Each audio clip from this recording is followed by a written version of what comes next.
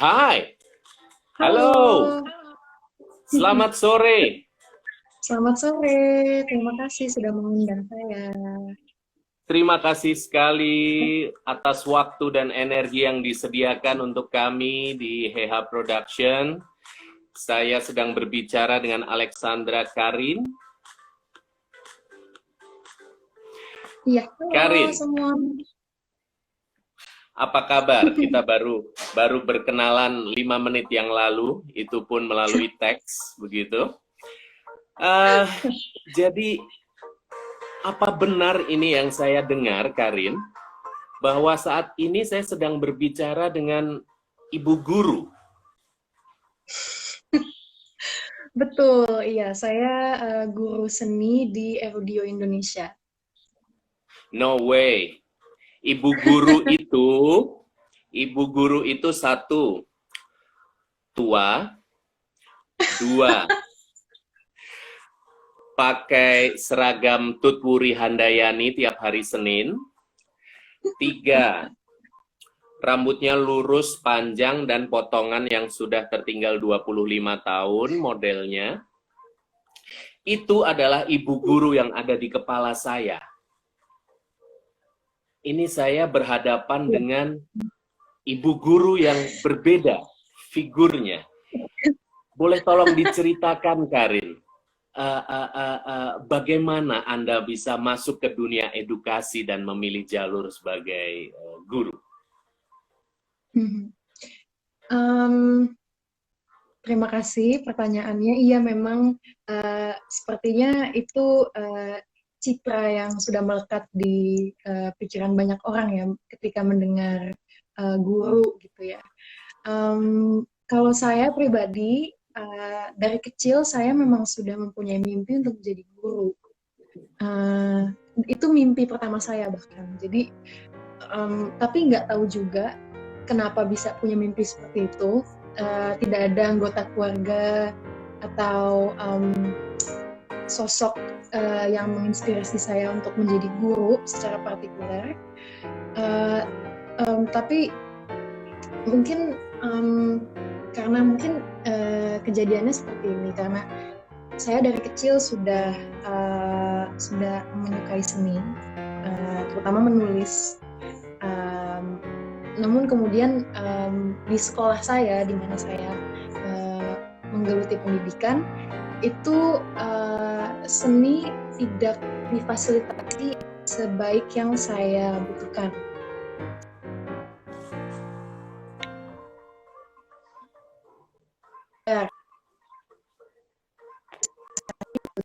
Harus memilih antara musik atau pelajaran seni. Ini menyebabkan menimbulkan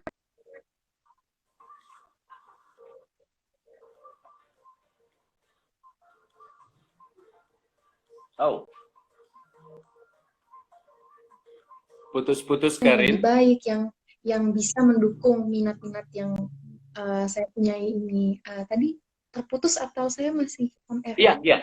Tadi Masih on agak air. terputus video pause begitu. Oh, Sedikit saja diulang sedikit, Karin. oke. Ya, jadi dari kecil saya sudah senang berkesenian ya, terutama menulis. Tapi saya tumbuh besar pergi ke sekolah yang menurut saya membatasi fasilitasi berkesenian tersebut gitu. Jadi misalnya saya suka menyanyi dan saya suka menggambar, tapi di sekolah saya ini dulu harus memilih di antara kedua itu gitu. Nah, kemudian saya jadi berangan-angan apakah sebenarnya ada sistem pendidikan atau lingkungan ekosistem edukasi yang memungkinkan anak-anak seperti saya yang mempunyai minat yang banyak untuk bisa difasilitasi lebih menyeluruh gitu, lebih wholesome. Nah, mungkin titik balik di mana saya kemudian memutuskan, oh selama ini ternyata saya masih ingin ya menjadi guru gitu, karena saya ingin membawa perubahan ini gitu di sistem edukasi di Indonesia seperti itu. Menarik. Jadi dari kecil memang sudah memiliki cita-cita untuk menjadi guru ya. Betul. Sementara teman-teman Anda di sekolah cita-citanya dokter, pilot, dan scientist, ya, pengusaha. Yes, yes, betul. Ya. Masa kecil dan remaja Anda di mana, Karin? Kebetulan saya lahir dan besar di Jakarta. Mhm, mhm. Jadi Mhm. anak Jakarta Bingits lah ya, ini ya. Luar biasa, luar biasa. Kemudian arts, persentuhan Anda dengan arts. Cita-cita menjadi guru, oke, Anda tidak sendiri. Ada banyak yang memiliki cita-cita itu, tapi yang kesampaian dan benar-benar mengupayakan untuk menjadi sesuai cita-citanya itu tidak banyak. Lalu guru ada banyak bidang, banyak mata pelajaran yang bisa. Cita-cita menjadi guru dan arts. Anda satukan dan Anda jadikan sebuah profesi saat ini, begitu. Momen-momen apa yang membuat Anda yakin bahwa ini pilihan Anda dan bahwa apa yang Anda lakukan ini akan memiliki manfaat bagi orang lain dan bagi diri Anda, Karin? Pertanyaan yang sangat bagus. Mungkin kalau dari saya pribadi, karena saya secara karakter saya mempunyai kecondongan untuk berlabuh di kesenian seperti itu. Dan ini datangnya sangat natural karena kedua orang tua saya dan saudara saya tidak ada yang menggeluti bidang kesenian sebenarnya. Jadi memang sudah secara intrinsik ada di dalam diri saya sendiri dan kemudian saya melihat ada sebuah gap ya di di di Indonesia di mana pendidikan seni memang masih sangat kurang. Dan kemudian saya menambahkan satu dengan satu menjadi dua saja gitu. Saya melihat ada gap ini dan saya merasa yang saya bisa sebuah profesi atau sebuah sebuah kegiatan yang saya bisa cintai seumur hidup saya adalah mungkin seni gitu. Jadi saya mau melakukan apa yang saya cintai selama yang saya bisa. Namun saya juga harus memasukkan diri saya sendiri ke konteks zaman sekarang, ke konteks society. Lalu kemudian digabungkan saja gitu. Bagaimana saya bisa menjadi berguna untuk masyarakat, tapi juga saya di profesi tersebut saya bisa mengekspresikan diri saya sendiri. Kemudian muncullah gagasan menjadi guru seni tersebut. Itu. Wow. Menarik. Ada teori-teori yang bilang kalau Anda mau berbisnis, bisnislah satu bidang yang menjadi hobi Anda, maka bisnis itu akan berkembang dan menjadi besar karena Anda sama sekali tidak akan merasa tertekan dalam melakukannya. Dan rupanya jalur dari teori itu yang coba Anda terapkan ya, Karin. Tapi tadi ada hal yang menarik, yaitu Anda menarik konteks pemikiran itu ke kekinian, ke tuntutan yang terjadi pada masa kini begitu. Yang mungkin berbeda ketika Anda, Karin kecil dulu bercita-cita, aku ingin menjadi guru. Ada shifting of paradigm, ada evolusi dari pemikiran manusia juga di situ, Karin. Apa sih, Karin, konteks kekinian yang bisa Karin terapkan pada diri Anda in order to share it with others, dalam hal ini ke murid-murid di sekolah tempat Anda mengajar? Jadi ini saya Karin yang kecil, kemudian mengalami hidup dan kemudian mengamati hidup yang sekarang, itu bagaimana menggabungkan semua itu dan menjalani Karin yang sekarang, begitu ya pertanyaannya ya? Ya, betul.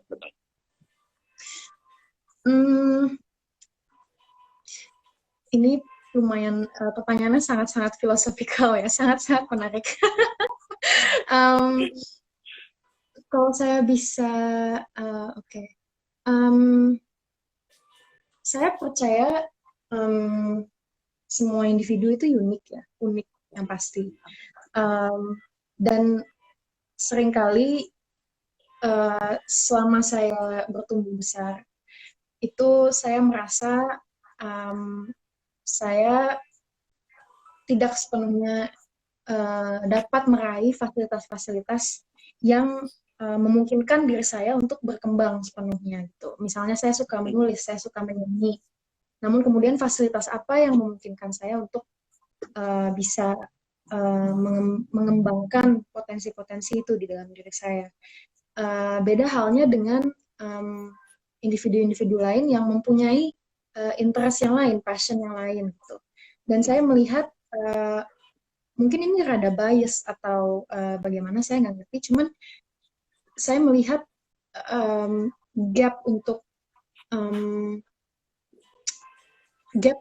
orang-orang seperti saya yang mempunyai kecondongan untuk berkesenian itu sangatlah besar, terutama di negara ini. Jadi saya ingin memastikan bahwa generasi yang sekarang itu tidak harus tumbuh dengan pikiran, oh individualitas seperti saya ini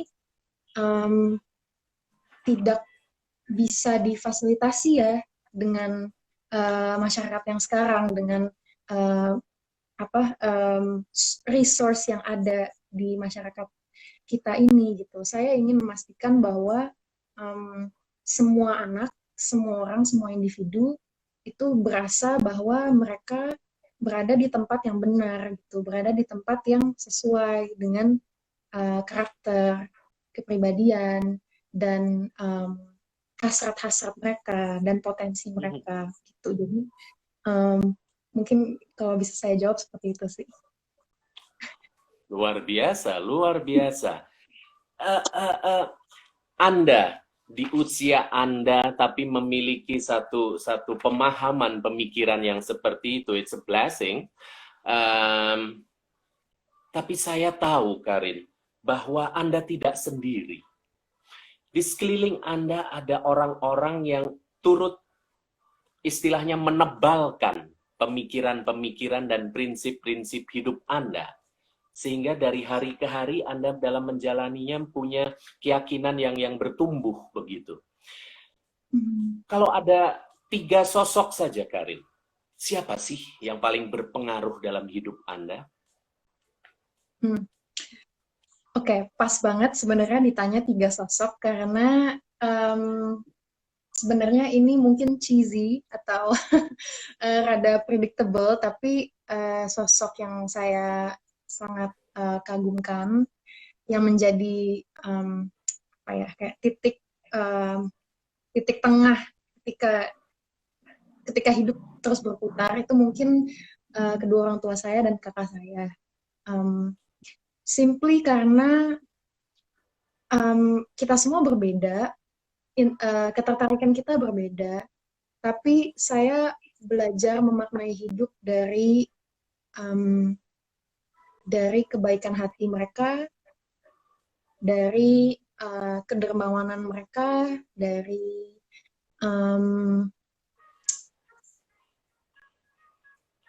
cara mereka ingin selalu melakukan yang terbaik untuk lingkungan di sekitar mereka.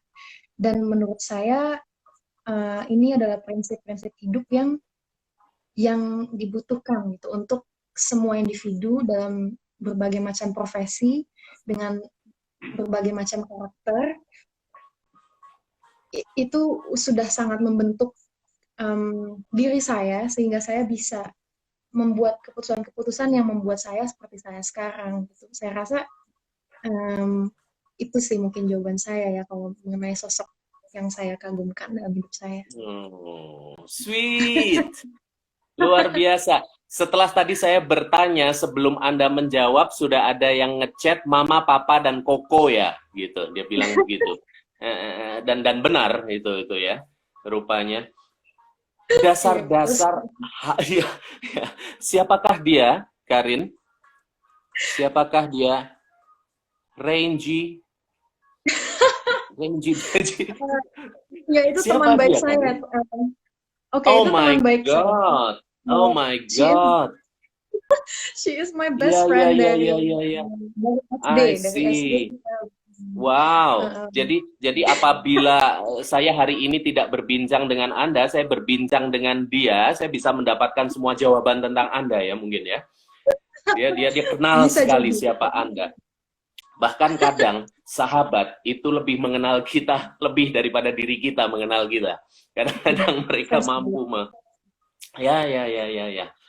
Luar biasa bahwa keluarga menjadi akar pondasi tempat Anda berpijak dalam hidup Mhm, Anda terbukti itu.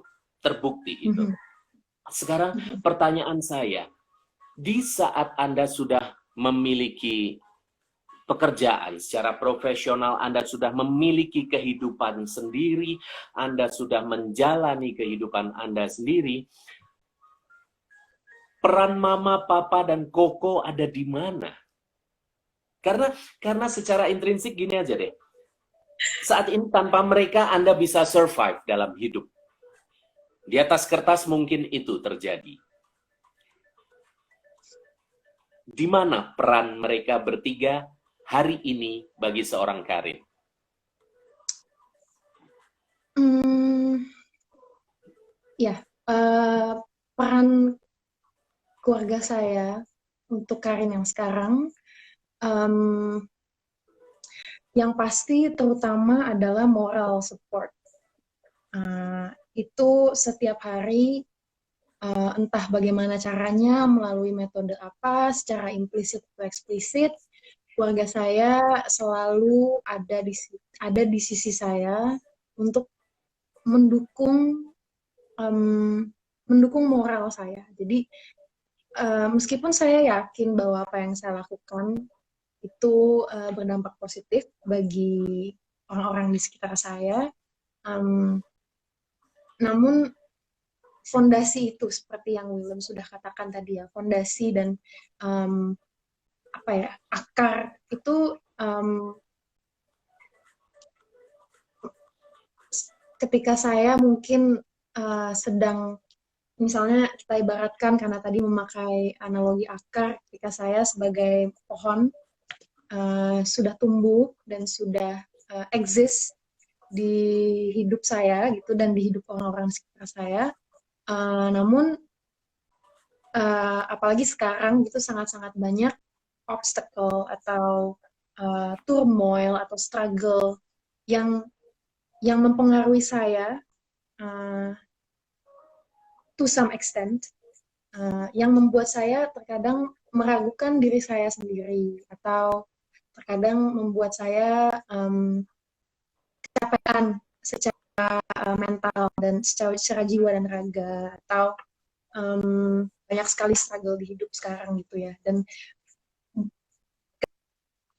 ketika saya mempunyai akar yang sangat kuat itu dengan keluarga saya, ketika saya mendekatkan diri saya dengan keluarga saya, uh, di akhir hari itu saya selalu ingat, saya selalu bisa balik lagi ke Karin yang kecil, bagaimana sederhananya um, diri saya yang kecil itu memandang hidup. Namun sederhana itu bukan berarti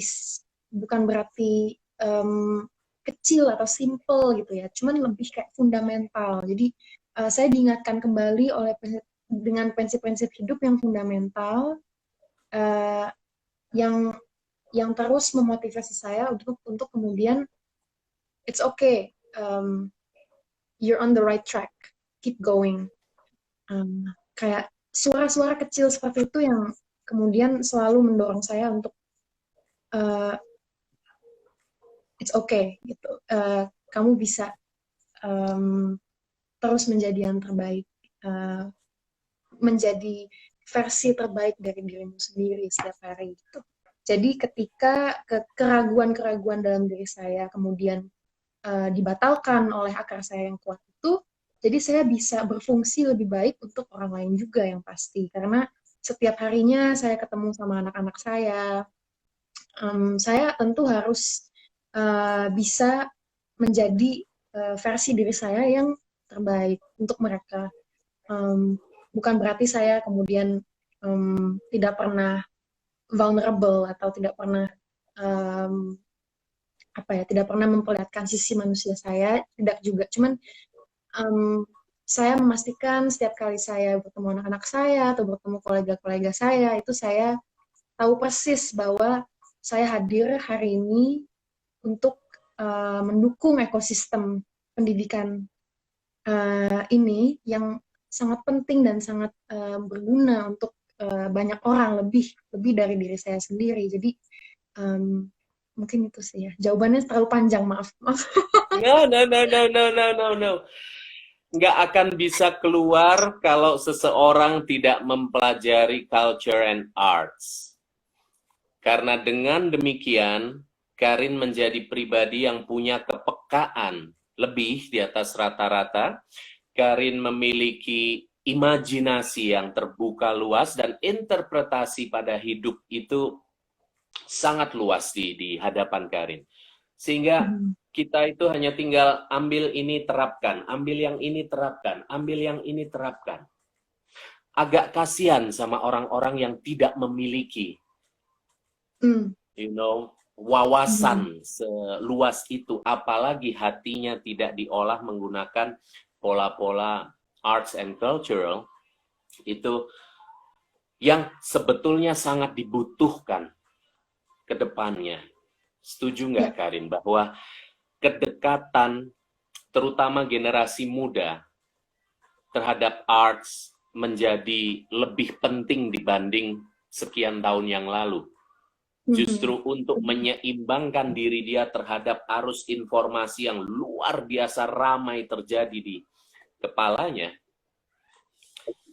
materi penyeimbangnya harus tetap ada dan harus kuat juga, begitu ya. Setuju. Wow. Terima kasih sudah berbagi hal yang mendalam yang Anda alami secara nyata, dan saya yakin akan bermanfaat ini untuk siapapun yang hari ini menyertai kita dalam diskusi ini. Baik, Karin, kita masuk ke segmen selanjutnya setelah iklan. Lalu pakai segmen segala. Kemudian Anda bergabung dengan sebuah lembaga yang disingkat ESOA. Suatu hari saya diminta untuk mengajar ekstrakurikuler teater di ESOA. Apa itu? Erudio School of Arts. Apa itu? Sekolah keren, kata Dr. Erik Santosa, filosofi. Keren seperti apa? Pokoknya sekolah aneh deh, lu pasti suka. Begitu yang aneh, dipikirnya saya pasti suka. Oke, fine. Minggu depannya, hari Rabu pagi, saya datang dan menikmati apa yang ada di situ. By the way, saya sampai sekarang belum ke sekolah yang di Gunung Sindur, jadi saya tahunya hanya yang di Lebak Bulus. Saya masuk dan saya melihat murid-muridnya. Satu, nggak pakai seragam. Aku suka. Karena dengan demikian, tidak ada penyeragaman pola pikir di sana. Dua, saya celinguk. Salah satu di antara mereka yang duduk berdiri ngobrol menghampiri saya. Halo, bisa saya bantu? Mau ketemu siapa? Aneh untuk sebuah sekolah. Karena saya disapa dengan outspoken, menatap mata oleh salah seorang murid yang sedang duduk selonjoran dan ngobrol sama teman-temannya. Kemudian kelas berlanjut dan makin nyata hal-hal yang membedakan itu. So, apakah orang semacam Alexandra Karin yang sedang saya hadapi ini cocoknya memang di Erudio School of Arts? Dan apakah Anda merasa ada pertautan, emotional bonding antara Anda dengan lembaga tempat Anda berkarya, Karin? Jadi saya tentu saya mempunyai emotional connection yang sangat-sangat kuat dengan Erudio Indonesia. Kita sudah mengganti nama kebetulan dari Erudio School of Aha, Art dan Erudio School of Science. Kita gabungkan jadi Erudio Indonesia sekarang. siap. Tapi uh, tentu saya mempunyai koneksi yang sangat kuat itu ya dengan Euro di Indonesia. Um, karena banyak sekali lapisannya. Pertama-tama karena ketika saya bergabung pertama kali di Euro di Indonesia, itu saya sedang dalam fase hidup yang sangat yang lumayan kelam lah waktu itu.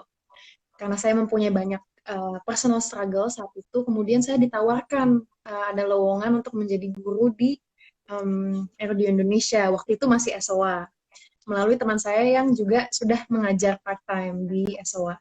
Kemudian saya saat teman saya itu uh, mengkabarkan lowongan tersebut, sedih oleh cita-cita saya 20 tahun yang lalu saat itu, bahwa saya ingin menjadi guru. Lalu kemudian saya berpikir, saya nggak banyak berpikir, justru saya langsung, oh ya, yeah, it makes so much sense.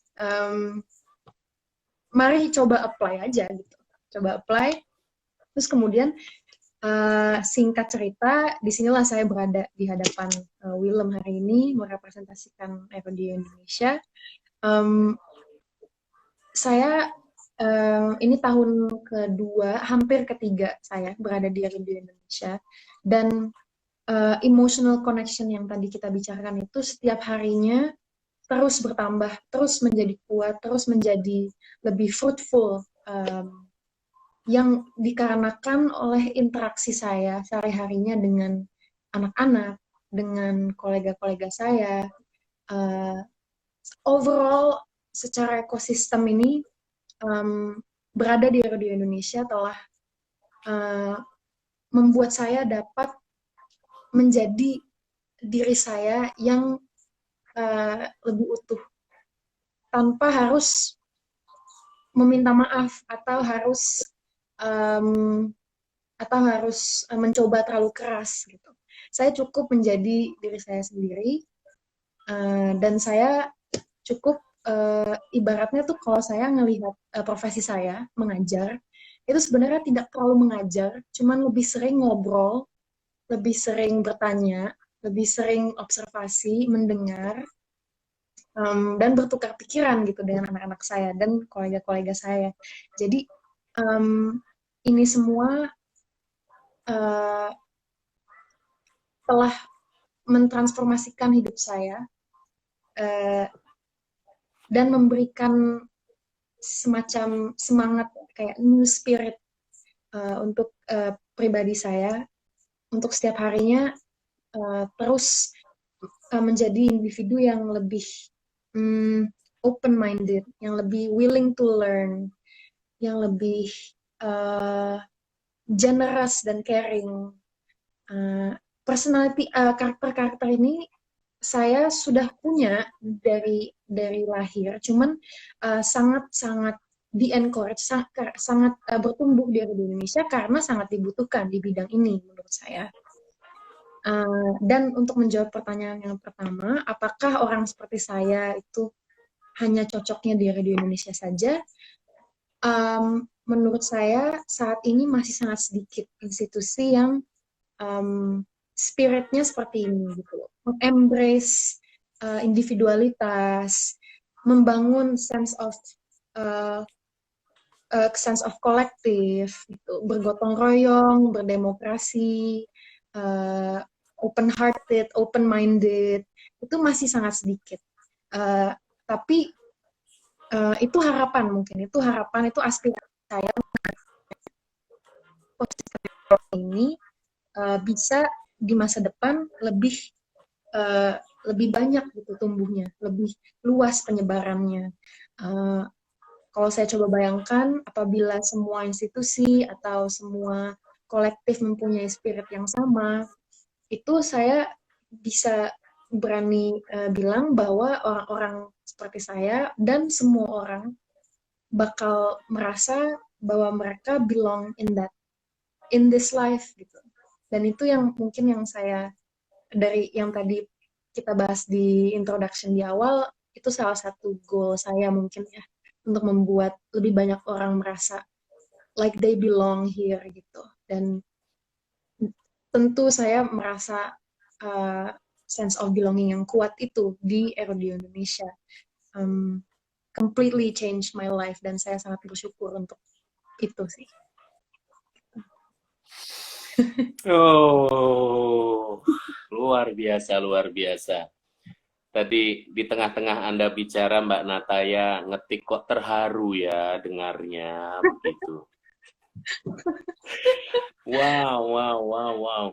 Jadi ada hal-hal dalam hidup seorang Alexandra Karin yang kalau bisa menghancurkan Anda, mungkin Anda sudah menyerah dan hancur sekian tahun yang lalu.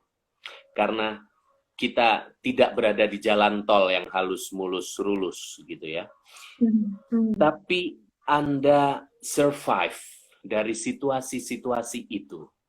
Dan Anda memilih pola pikir, Anda memilih cara Anda berkarya dan berbagi. It's not only to support the society, to support the institution, but also to support your emotional states, your thoughts, your works, and end up-nya your happiness. Karena itu penting, ya kan? Bagaimana kita bisa membahagiakan orang lain kalau kita belum beres dengan diri kita mengenai hal itu. Yang ada kita faking it, yang ada kita, pesannya nggak akan nyampe dengan benar karena kita masih ada ganjalan di dalam. Wow, wow, wow, luar biasa. Makanya nyambung ya vision missionnya Erudio Indonesia dengan vision missionnya Alexandra Karin. Ketemu di situ. Indah ya Karin ya. Aku pengen tanya Karin, apa sih yang Bu Guru Karin ini lakukan sehingga anak-anak Erudio itu beda, keren. Satu hal dulu kita akan bahas ini. Satu hal dulu yang saya lihat. Mereka berani menyampaikan prinsip dan pemikirannya. Bahkan kepada orang yang lebih tua, dalam hal ini guru atau facilitator atau siapapun di situ. Dan itu langka di Indonesia. Apa yang Karin lakukan sehingga mereka begitu?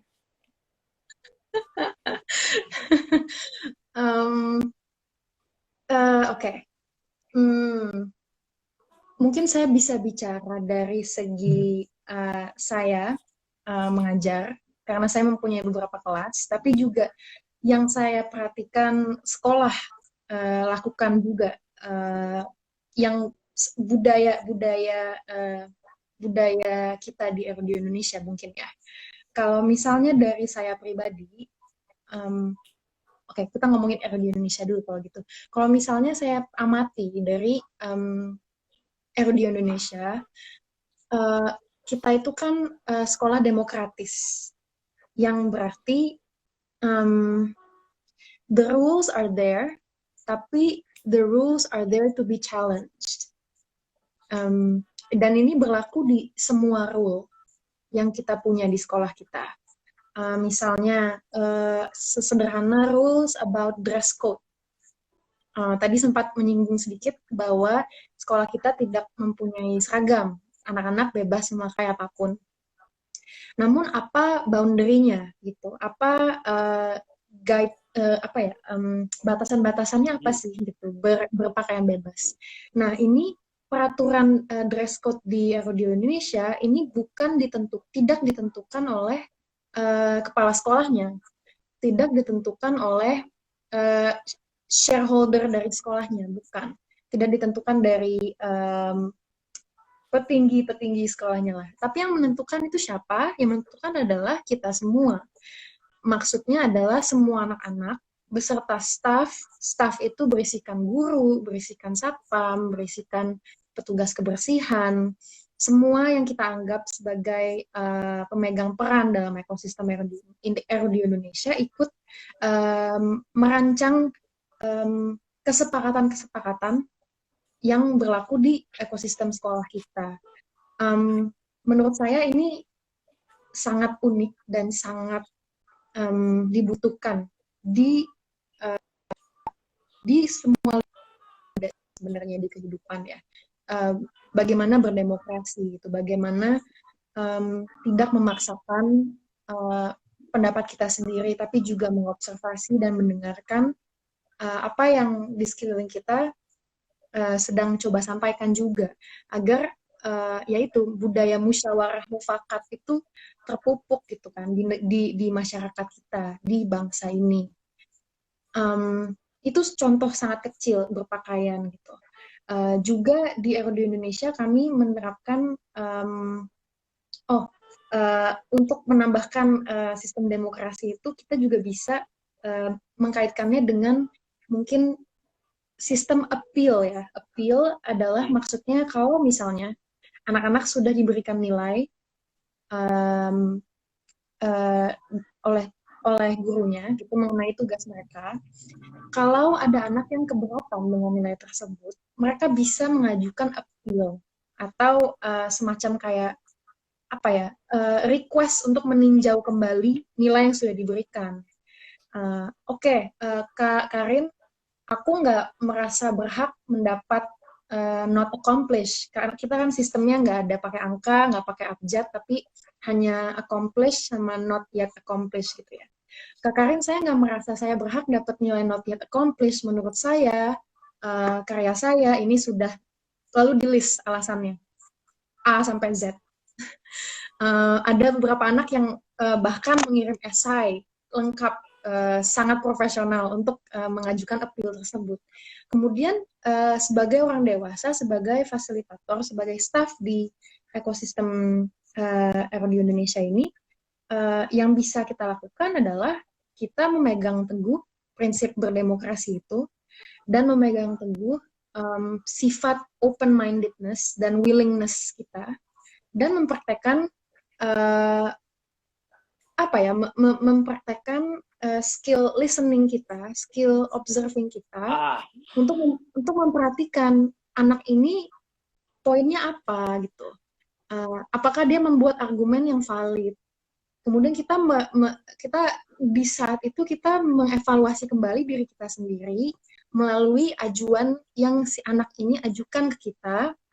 Dan kalau memang kemudian kita melihat anak ini patut untuk diberikan passing grade, accomplish, sesuai request-nya, lalu kita menjadi manusia yang bisa memaklumi subjektivitas kita dan memberikan nilai yang semestinya diberikan gitu. Menurut saya juga ini suatu budaya yang sangat-sangat menarik sih dari RU Indonesia, keterbukaan itu gitu. Tidak takut untuk mengkritik diri sendiri juga gitu, untuk berkaca dan beretrospeksi gitu. Alexandra Karin banget deh ya, gitu ya. Ini baru 2 dari sekian banyak kayak pemahaman-pemahaman yang kita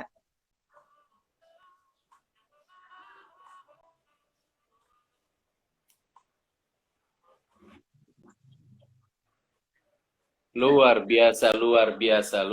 Dari yang Anda jelaskan tadi, Karin, simple banget, tapi sekaligus susah banget untuk diimplementasikan. Terutama begitu kita masuk ke lembaga pendidikan formal. Apa yang dilakukan para stakeholders di Erudio Indonesia. Dan Karin ada di dalamnya situ. At least dari penjelasan Anda tadi, ada 2 poin besar yang sounds so simple, yakni keberanian mengungkapkan pendapat dan mempertanggungjawabkannya, and then the ability to listen. To listen ini yang mungkin di 90% sekolah di negeri ini nggak diajarkan. Sehingga kita pelan-pelan sedang mencetak generasi yang tidak mau buka kuping. Apa yang dia dapat, waktunya mepet untuk mengolah, dan ya sudah, menurut saya begini, ya begini. And then, suasana-suasana diskusi. By the way, teman-teman viewers yang sudah join, terima kasih sekali atas waktu dan energi yang Anda luangkan. Setiap waktu luang di Erudio, saya selalu melihat kelompok-kelompok yang sedang membahas sesuatu dari yang khas seusia mereka, lifestyle, film terbaru, tapi yang mungkin jarang kita temui di sekolah-sekolah lain. Mereka membahas buku-buku tertentu yang ada di usia mereka. Dan suatu hari, salah satu murid Erudio, Fadil,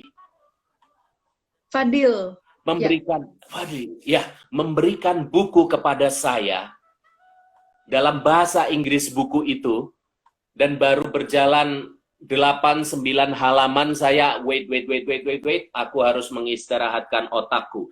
It's so philosophical, di luar usia dia. Kayak baca karya tulis seseorang yang berusia 50 tahun ke atas. Dan dia masih 16 tahun waktu itu. Yeah. What have you done, Karin, to them?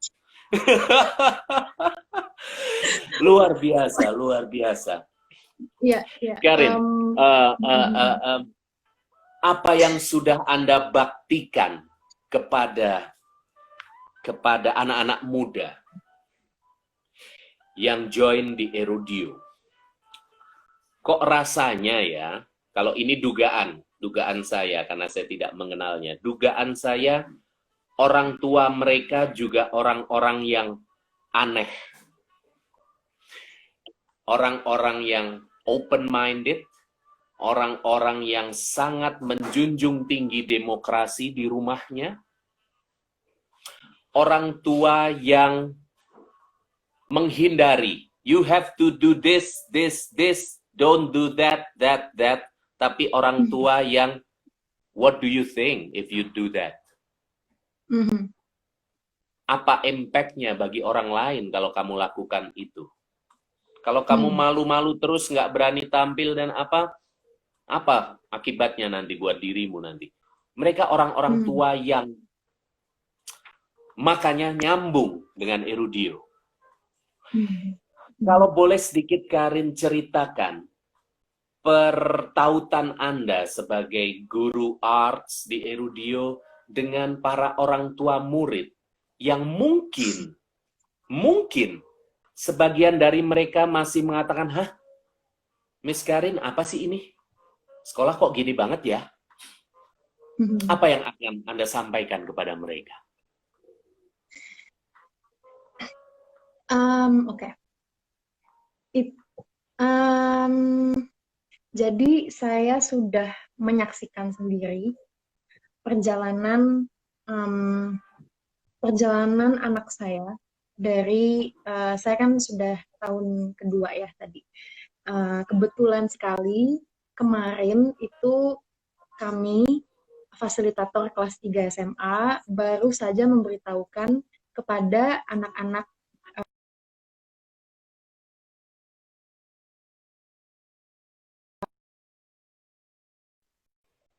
saya merasa di saat itu bahwa yang lulus itu bukan hanya anaknya, tapi yang lulus juga orang tuanya. Dan ini dikarenakan saya sudah sering berinteraksi sama orang tua murid yang pasti. Dan saya memperhatikan tidak hanya saya tidak hanya memperhatikan growth development dari anak-anak saya, tapi juga bisa diperhatikan growth dari orang tua anak-anak saya. Ini sangat heartwarming sih sebenarnya, karena ada beberapa orang tua yang seperti Willem sendiri bilang, ada yang orang tua yang tidak, yang masih memegang yang masih lebih nyaman untuk mengeluarkan instruksi misalnya yang eksak gitu kan ya, dibandingkan menanyakan bagaimana, lantas lalu seperti apa, seperti itu.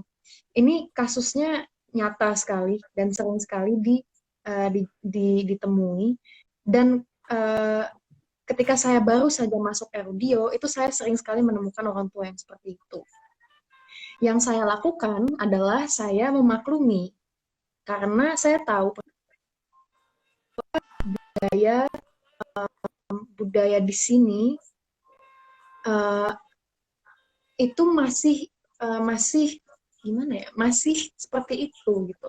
Apalagi sebagai orang tua, meskipun saya bukan orang tua, cuman saya bisa membayangkan sebagai orang tua yang mempunyai seorang anak, pasti sulit untuk bisa melimpahkan kepercayaan yang sebegitu besar gitu untuk kepada anaknya sendiri.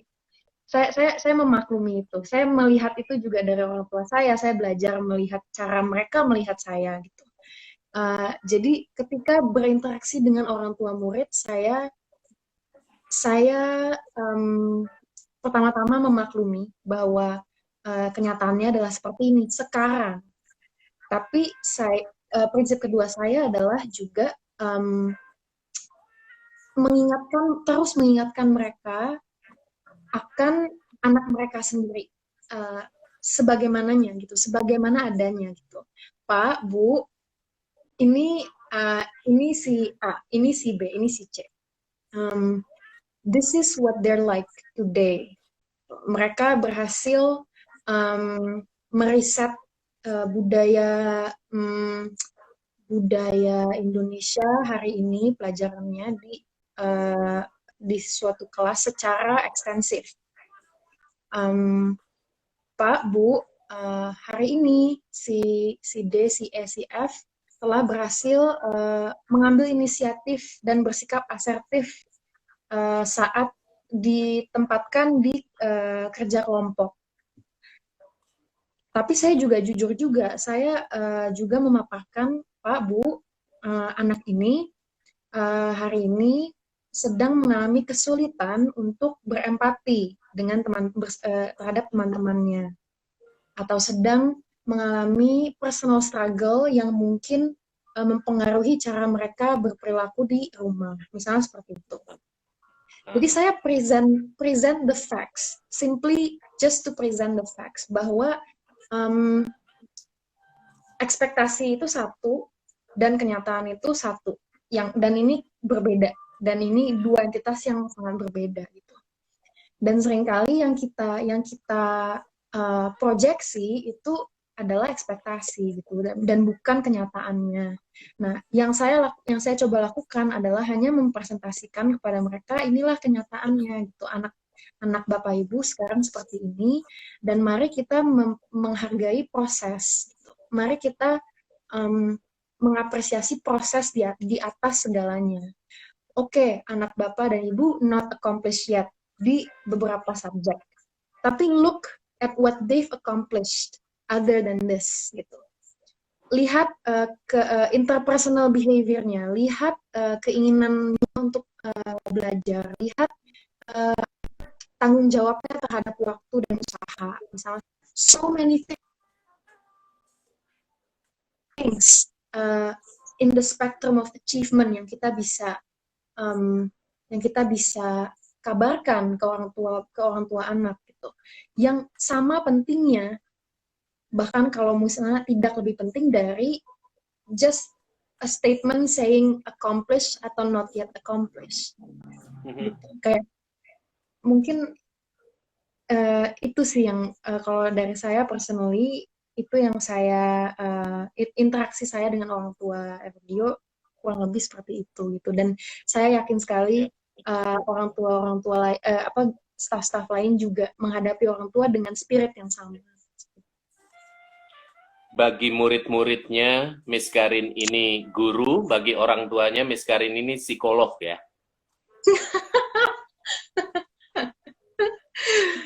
Iya, iya, iya. Saya Iya, iya, iya, iya. ada beberapa orang tua yang memang juga senang curhat, misalnya Iya, perilaku anak-anak iya, di iya. rumah gitu ya. Dan penting sekali untuk membangun relasi yang lebih friendly dengan orang tua dan dengan anak gitu. Tidak necessarily menganggap um, bahwa saya itu guru dan murid saya itu murid gitu. Cuman lebih kayak sebatas ya sesama manusia yang berinteraksi, bersinggungan, kemudian mencoba untuk membangun uh, masing-masing menjadi versi terbaik dari dirinya sendiri gitu. Mungkin uh, Hmm. prinsipnya gitu. Jadi Hmm. lebih terbuka Hmm. komunikasinya. Ya, ya, ya, ya, ya, ya, ya. Banyak sekali dari tadi komen-komen yang memberi semangat. Semangat Miss Karin. Go for it Miss Karin dan sebagainya. Kemudian ada yang sukses terus untuk Erudio, tapi Mbak Nataya lagi-lagi tuh kan jadi terharu lagi. jadi, jadi ada dua, ada yang begini dan ada yang oh. Tapi ada satu rekan tadi, seorang rekan aktor juga, Karin, namanya Franz Nicholas. Dia bilang, jadi pengen deh sekolah di Erudio. Well, Franz, lu telat banget. Ya, telat banget. By the way, Franz Nicholas ini adalah motivator anak-anak.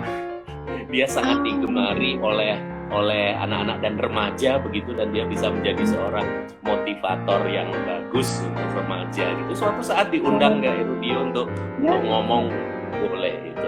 Franz, mau tanya apa Franz sama Miss Karin? Franz, silahkan Franz.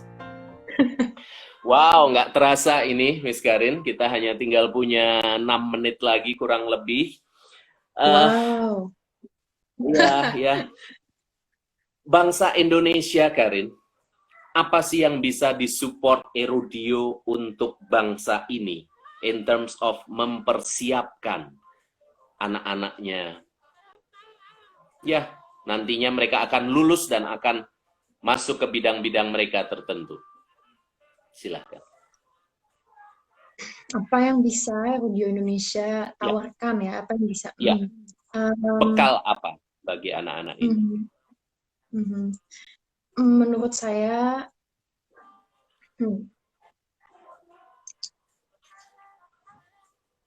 Oke, saya mungkin karena saya guru seni dan saya Ya. dulu menggeluti seni murni kebetulan di saat saya kuliah. Jadi saya anak fine arts ini rupanya. iya, jadi mungkin saya Katanya sih dulu susah dipacarin anak fine arts itu.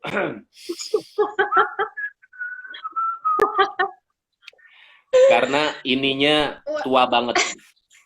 Wisdomnya tuir abis.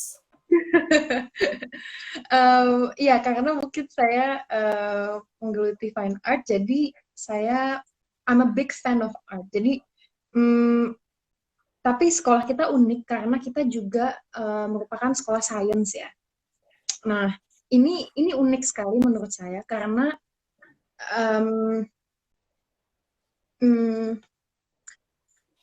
saya sudah melihat anak-anak saya ini berkarya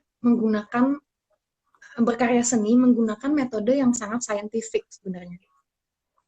Dan ini menurut saya ini the best of both worlds, jujur. Karena kita sebagai manusia, saya percaya bahwa kita untuk menjadi manusia yang lebih utuh, kita harus bisa mengembrace banyak side, banyak prinsipal, banyak perspektif yang ada. Nah, kenapa kemudian Erudio Indonesia ini menyediakan both programs, art and science. yang enroll di Departemen Seni dapat mempelajari atau mengambil kelas di kelas sains dan sebaliknya. Menurut saya keseimbangan pengetahuan ini, keseimbangan minat dan penyaluran bakat ini itu sangat-sangat dibutuhkan di semua negara sebenarnya. We can't just have artists, we can't just have scientists. Kalau bisa kita mempunyai artistic scientist atau scientific artist gitu. Ibaratnya ya kayak how to be more well-rounded, more wholesome. Itu ketika kita bisa mengakui bahwa ya di satu bidang ini yang saya geluti, saya masih membutuhkan beberapa aspek dari bidang lain, misalnya gitu. Dan kemudian ketika kita menyadari itu, kita mencoba untuk kemudian mencari tahu gitu, belajar gitu, elemen-elemen yang kita rasa kita butuhkan itu. Jadi kemudian ada bumbu lagi yang kita dapat untuk meracik masakan yang lebih enak istilahnya gitu.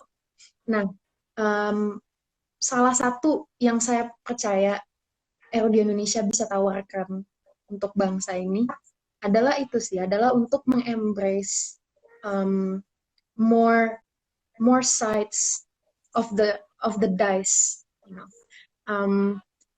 Dan melihat di mana ada gap itu tidak selalu mesti mengisi gap tersebut dengan resource yang kita anggap esensial gitu. Seringkali kita melupakan bahwa sangat ada banyak sekali elemen-elemen lain yang sebenarnya bisa menjadi bumbu yang tepat gitu untuk mengisi sebuah gap ini gitu.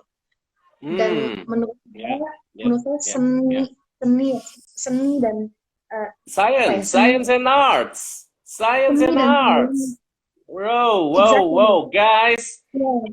1 menit lagi, nggak perlu di wrap up karena setiap statementnya dari Alexandra Karin itu sudah merupakan suatu pesan yang penting, satu resume dari kehidupan seorang Alexandra Karin, Bu Guru Karin.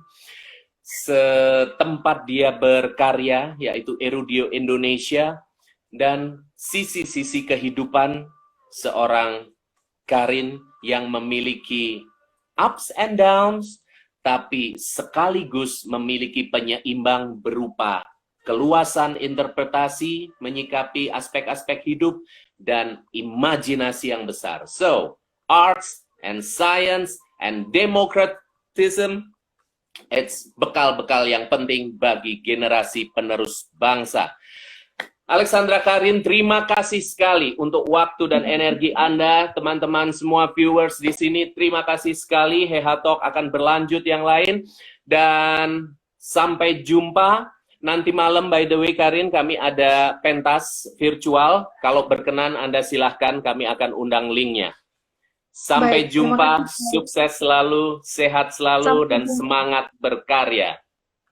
Bye. Terima kasih. Thank you. Sampai jumpa. Bye.